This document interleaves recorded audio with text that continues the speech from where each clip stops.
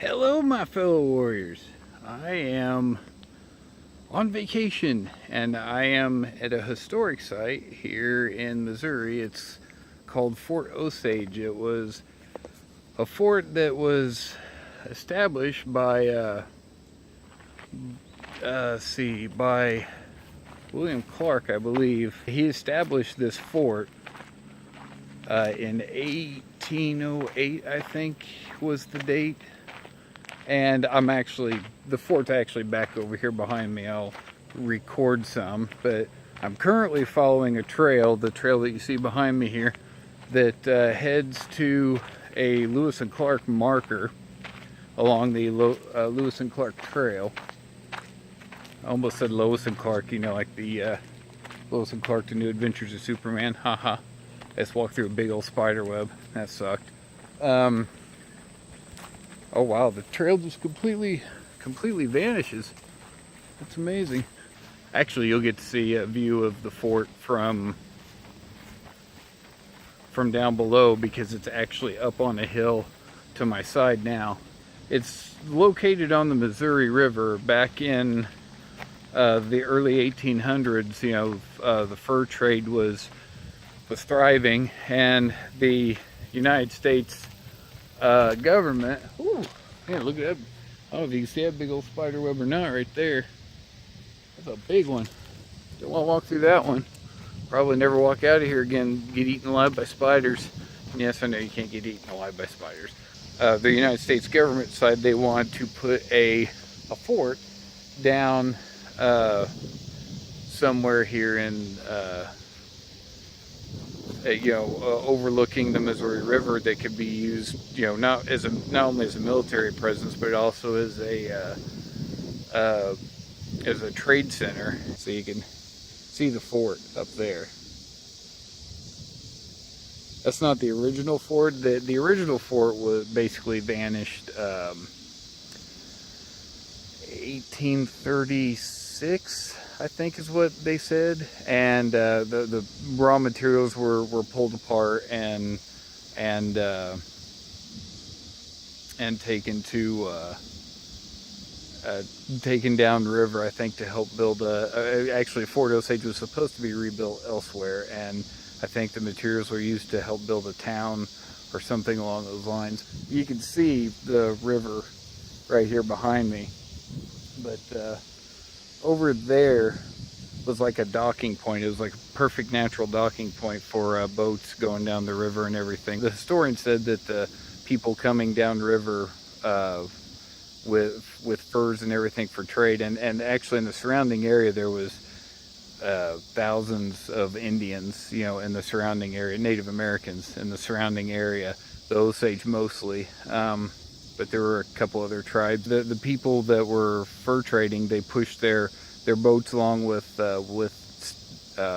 basically poles or pulled them across with rope. So this was the perfect place to establish a trade center. This isn't the original fort, obviously, but it is built on.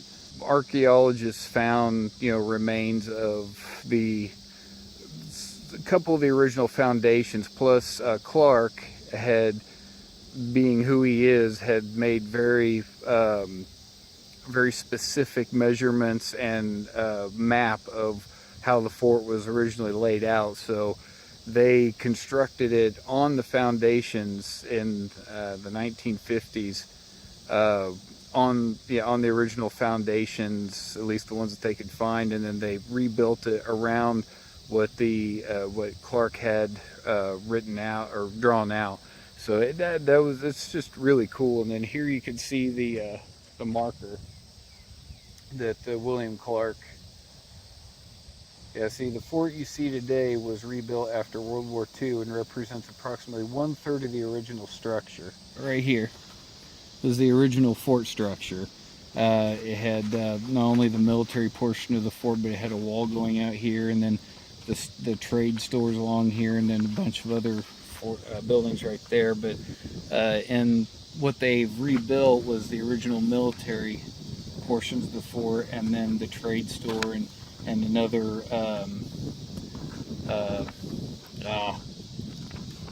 what they call blockhouse. No, another blockhouse right here. The military portion of that fort covered in wasps. I'm not joking. I couldn't go into half the buildings because I was afraid of being stung to death. You can tell from down here at why they built it where they did, because I mean that's the perfect vantage point. All you have to do is bring your troops, you know, down the hill right here, and you'll have them lined along the hill. And then actually up in the blockhouses, they actually have cannons in the blockhouses that, you know, that they could use. They're smaller ones, but the historian I talked to, he said that a buddy of his that's I guess one of the reenactors, he asked him one time, you know, well, could you possibly, if someone was on the river and, you know, you wanted to fire a cannon at him, but one of those small cannons even come close, I think it's 3-inch cannon or something like that, but would one of those cannons even come close to reaching out there? And he said, could you hit somebody as that on the river? And he goes, oh yeah. He said, if that was my purpose, was to go and, you know, shoot, you know, somebody that was on a boat out in that water with a cannon, he said, oh yeah, easily I could. You know, I just have to check elevation and windage and everything else. So pretty cool. Good grief, spider webs everywhere. Literally just walked through there like 5 minutes ago. It's crazy. But yeah, I just wanted to record this just to, you know, do something a little different on the channel. Here, these the white posts right there, those mark not only the path to the Lewis and Clark Trail, but also, or the marker, but they also it also marks where there used to be a wall, where the old wall used to be. And actually see behind me the fort. That right there is the general store or trade store, and then you can see the actual fort portion of things right back there.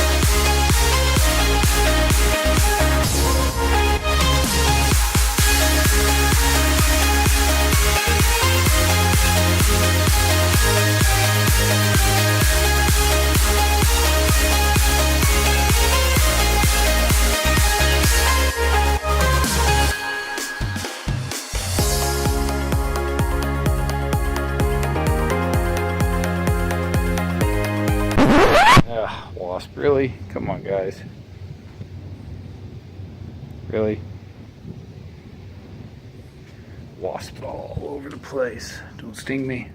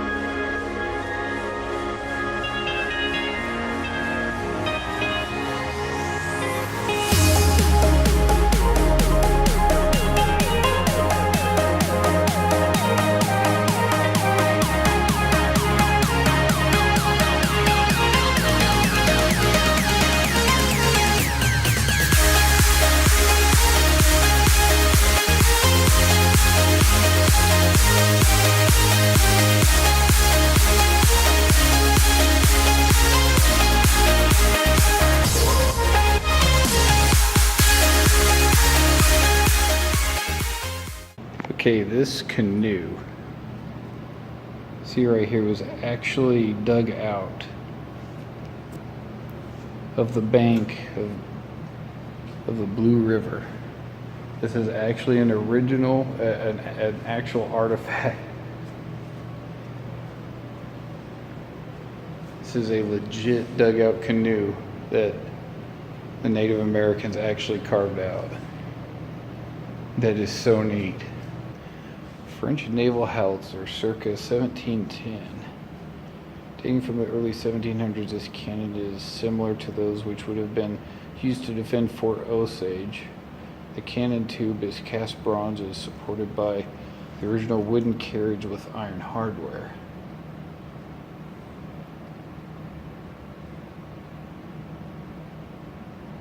That's awesome. This particular cannon is believed to have been originally used on a French man-of-war, a sailing warship. Wow, that was used on a French man-of-war. That's awesome. You know, we have uniforms over here.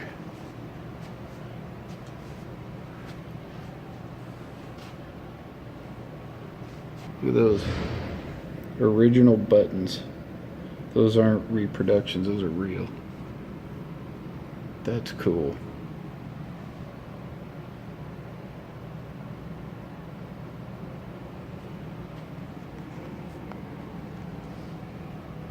That tells about all the garrisons that were there.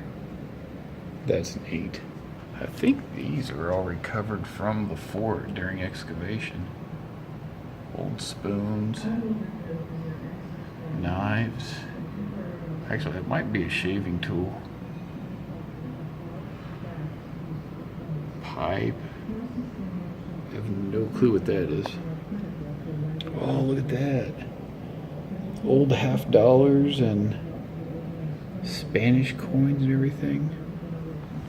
See, that's the thing about this place, is since it was a hub for fur trade and everything, there was a lot of, there's Spanish here, there's French here, there were Native Americans here, there were British here. I mean, you name it, all walks of life came through this place. So that's why there's so much different, you know, currency here. Oh, look at that. Bet you that's a white oak. See, I guessed it. And that one's a red oak. I guessed that one too. I bet you I can guess this one too. Yep, cottonwood. I knew it. See, I didn't even have to say what it was because I already knew. A shaving horse. See, you would sit on this and you would shave yourself, all the while bouncing up and down and yelling "giddy up." It is a really awesome tool. It really is. So you're getting a history lesson with me here. No knife. Okay, the foot-operated shaving horse serves as a third hand to shape logs and wood.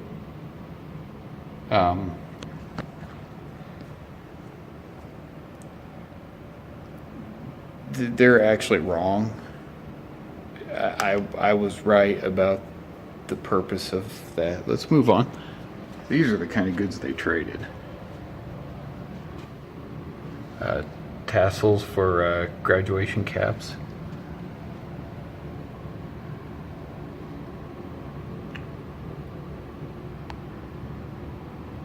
This is actually all pretty awesome, to be honest. Look at those tomahawks over there. That's awesome. Okay. They all are highly pleased with the idea of having a permanent trading house Who's talking? so near them. Don't talk to me. Whole, I am inclined to think that This place is possessed. It's haunted. Be kept peaceable Okay, now these are original. with proper exertions on the part of the agents and a punctual fulfillment of every promise made them by the government or its agents, which I consider These are all people that were notable in the time that Fort Osage was here. That's so cool. Ooh, yeah. Oh, look, metal spiders. Sweet. Oh, look at that spy scope or telescope, whatever you want to call it. Spyglass. That's what the word I was looking for. Spyglass. Is that an original book? Actually, it might be an original book from that time period, was it? Catlin's North American Indians. It's not politically correct. It's not Indians. It's Native Americans. What's wrong with you?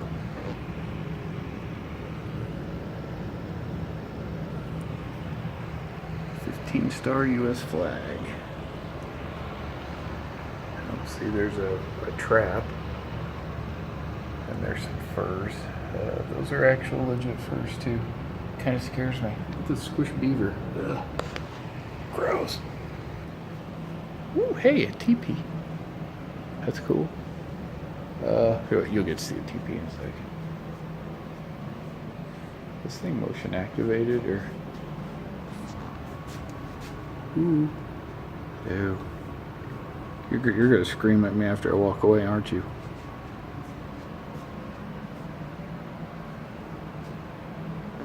Nope, I'm safe. See, this part of the museum isn't haunted. What is this? Oh, Osage treaties. Okay, so this is a copy of the treaty made with the Osage Indians. That's awesome. Ooh, hey, look at this. Ooh, Native American stuff. That's cool. Okay, that looks original. Ceremonial shield. Circa 1880. I don't know if you can see that very well or not. Who's that?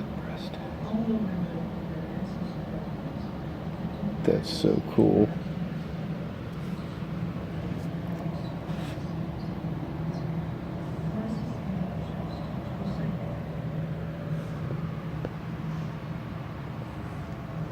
I love Native American design stuff, so cool.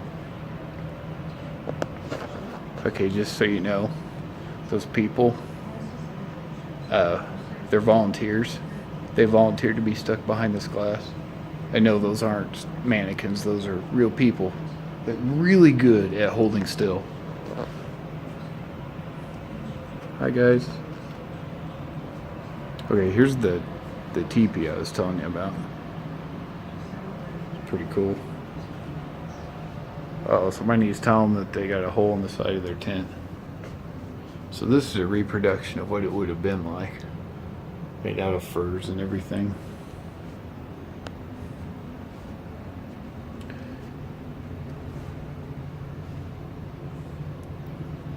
And my camera isn't doing very well on exposure in here.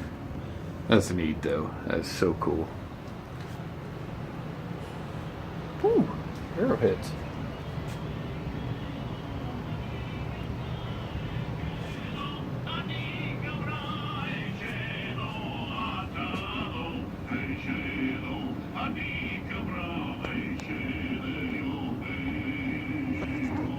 That's it's not a speaker, it's the people over there. They're singing behind the glass. Ooh, look, old pottery. That's cool. Partially reconstructed pottery vessel, plain, probably Edwardsville phase. That's cool.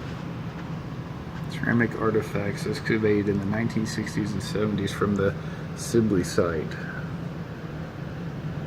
AD 100 to 500, really?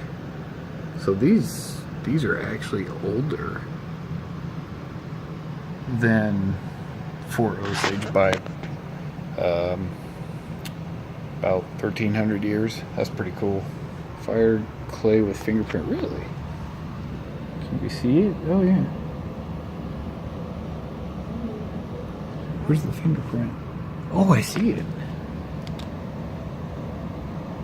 Right there. I don't know if it turns out very well on the camera, but there's a big old fingerprint right there.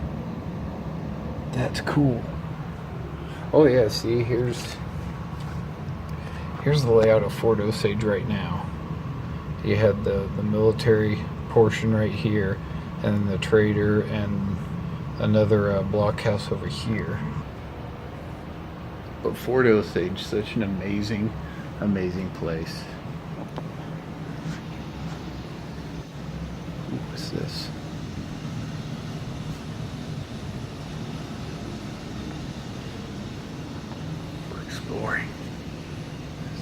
Is this an original map? I think it is. That's neat. No, that's gotta be reproduced. That could be an original. That's awesome. Okay. The reason I'm being so quiet is because I don't know if anybody else is down here or not. Here's an auditorium. Can't see anything. See? It's dark. Alright. Now we are going to go back up. It talks. Alright. Well, now we are most definitely going to the cemetery, so I'll meet you there. Okay, we are at the cemetery. Now this is a historical cemetery, so I'm assuming pretty much most of the people buried out here are from a long time ago. See, 1841 to 1914. Nancy C. Parsons.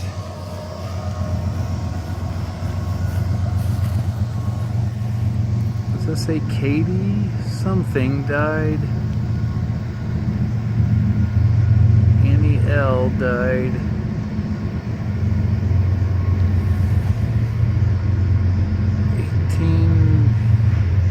1876, it looks like. I can't tell on the other one. Some of these are so weathered and everything, you can't really tell. I want to find like the oldest one I can find out here. That one says 1824. Can't see the name on it though. Or no, 1872. Okay, yeah, there we go. 1872 or 3. Man, it's hard to see on some of these. Man, this is just cool. I've really enjoyed this visit. The thing is, this place, hey look, a dragonfly. Isn't that cool? It's awesome. Anyways, let's see. Edmund F., 1885. Wow. William H., 1874 to 1876. Man, it really gives you an appreciation for the lifespan that we have these days. Because if you think about it, back in the 1800s, it seems like it didn't live for very long. And it's really sad. Oh, this. Oh, look at this. That's so sad. Both of them are Sharps, but look at this. Ethel M. Sharp, November 6, 1935 to November 7th, 1935. Only lived one day. And then the same people had another baby, Mary E. Sharp. Literally died the exact same day she was born. That's so sad. Can't even see anything on that one. It's so weathered. Oh, look at this one. This one's completely overgrown. James something. I don't even see a date. It's so weathered. There's a bunch of these like those right there that have fallen over. Some of those where the headstones have just been, I don't know if somebody's kicked them off their bases or if they've just fallen off over time. Well, if somebody desecrated them by kicking them off their bases, that's disrespectful. I don't like that. Oh, look at that. Died April 8th, 1905, aged 4 days. That's so sad. Gone to be an angel. Well, God bless you. That one looks like it says died 1864, but it's hard to tell for sure. Oh, another dragonfly. 1880 something. Oh, wow. Here we go. This person, whoever it was, died in 1880 something, aged 55 years and 5 months. So, well, born 1930 something. That's around the time that Fort Osage was basically gone. I mean, they were tore down in 1830 something. Born 1868. See, I'm trying to find some that date back pre-fort date. Well, not maybe pre-fort, but you know, at least back to when the the time that the fort was here. Oh, hey, look at this. 1818, right there. So that's somebody that was here literally only 10. It was born literally 10 years after the fort was built. I don't travel a whole lot. I want to. I love traveling. I love seeing places I've never seen before. I just don't have the money to do it. I can't afford the gas to drive a long distance. Oh wait, here we go. This one right here. Joseph A. died January 23rd, 1852, aged 43 years. So he was born in 1809. So yeah, literally a year after the fort was built. And then Barbara W., his wife, died in 1842. And she was 32 years old, so she was born in 1810. Wow, so they were actually both here around the time that the fort. They were born right after the fort was built, so they actually grew up with the fort. Same goes for these people. That's neat. See, that's what I was looking for. Ooh, hey, here we go. Does it say 61 years? Jeremiah Harrelson died October 4th, 1839, aged, I think it says age 61 years. So he was born in the late 1700s, so he was here before the fort was built. So he got to actually, he may even been one of the people that helped build the fort, for all we know. That's cool. But like I said, I don't really travel that much, but I decided during this vacation I wanted to travel at least a couple of times to somewhere here in Missouri that I could, you know, that's historical, that I could, you know, just go see. And this was the perfect place to do it, because I mean, not necessarily the cemetery, but you know, the fort itself, because it just seemed like it was a really cool historical site. So anyways, thank you for joining me in this video. I really hope you like this, because this was something different for me. And if this is something that you all like, pretty much anytime I go to somewhere historic, I promise you I will record it and I will edit the video properly, and then I will put it up. So thank you for joining me in this tour of Fort Osage. I am the Holy Warrior. God bless you all.